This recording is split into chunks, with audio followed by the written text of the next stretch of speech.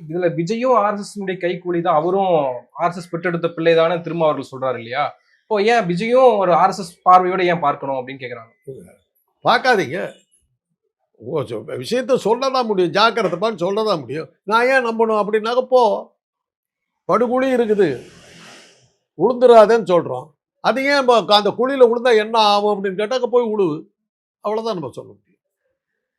அவருக்கு மிகப்பெரிய ஒரு ஆதரவு பலம் இருக்கு. இருக்கட்டுங்க, போங்க. நான் தான் சொல்றேனே, அதான் மிகப்பெரிய ஆதரவு இருக்குது. போங்க, யார் வேணாங்கிறா? நீங்க தான் திருப்பி சொல்றீங்களே. இது 3567வது தடவையா சொல்றீங்க.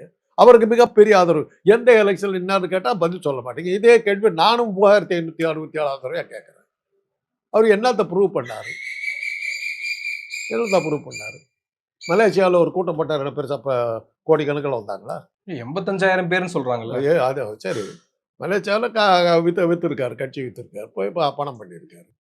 சினிமாவை விட்டுட்டு 150 கோடி ரூபாய் வருமானத்தை விட்டு அரசியலுக்கு வந்தேன்னு சொன்னார். அப்புறம் என்னத்துக்கு இசை வெளியீட்டு விழாவுக்கு போய் அத்தனை லட்சம் ரூபாயை சேர்த்துறாரு? ஒண்ணுக்கு பின் முரணா இருக்குது. அதையெல்லாம் ஏன் பேச மாட்டேங்க? கடைசி படம் வேற சொல்றாரு. அது கடைசி படமா இருக்கட்டும். அதுக்கு என்னத்துக்கு இவ்வளவு பெரிய விளம்பரம்? உங்களுக்கு தான், நீங்க தான் சொல்றீங்களே, மக்கள் ஆதரவு பெருகி பொங்கி வடிகிறது, அண்ட சராசரமா அவர் பின்னாடி செல்லுகிறது அப்படிங்கிறீங்க. எங்க சிஎம் மாதிரி டான்ஸ் ஆட முடியுமா அப்படின்றாரு. சிஎம் ஆனா டான்ஸ் ஆடுவார், உங்க சிஎம் ஆடுவாருன்னு கேட்கறாங்க.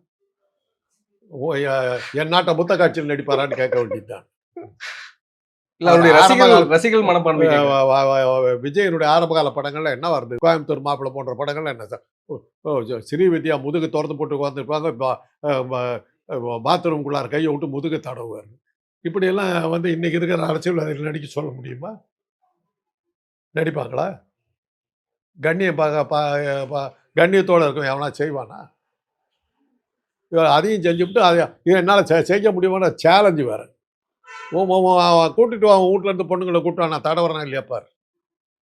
வீட்டு பொண்ணுங்களை கூட்டுவான். இல்லை, ஏன் தனி விமானத்தில் போகிறோன்னு விமர்சனம் பண்ண உடனே அவர் மெயின் கேட் வெளியே வர ஆரம்பிச்சார்.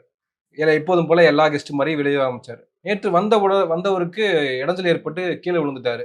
அதெல்லாம் விடுங்க, அதெல்லாம் தவறி விழுவுறது, தடுக்க விழுவுறதுக்குலாம் அதுக்கெல்லாம் காரணம் சொல்லலாம். அவங்க ஒரு காரணம் சொல்றாங்கல்ல, நீங்க பாருங்க, நீங்க தான் கேட்டீங்க கூட்டத்தோட வர்றதுக்கு என்ன அப்படின்னு. கூட்டத்தோட வந்தாரு, விழுந்துட்டாரு பாருங்க. நடக்க கூட முடியல. என்னத்துக்கு உனக்கு அரசியல்?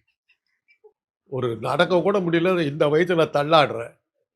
அந்த இப்ப இருக்கிற சிஎம் சைக்கிள் ஓட்டிட்டு போறாரு மகாபலிபுரத்துக்கு. நீ நடந்து வரதுக்கு முடியாம தடு மாதிரி கீழே விழுவுற. உனக்கு என்னத்துக்கு அரசியல்?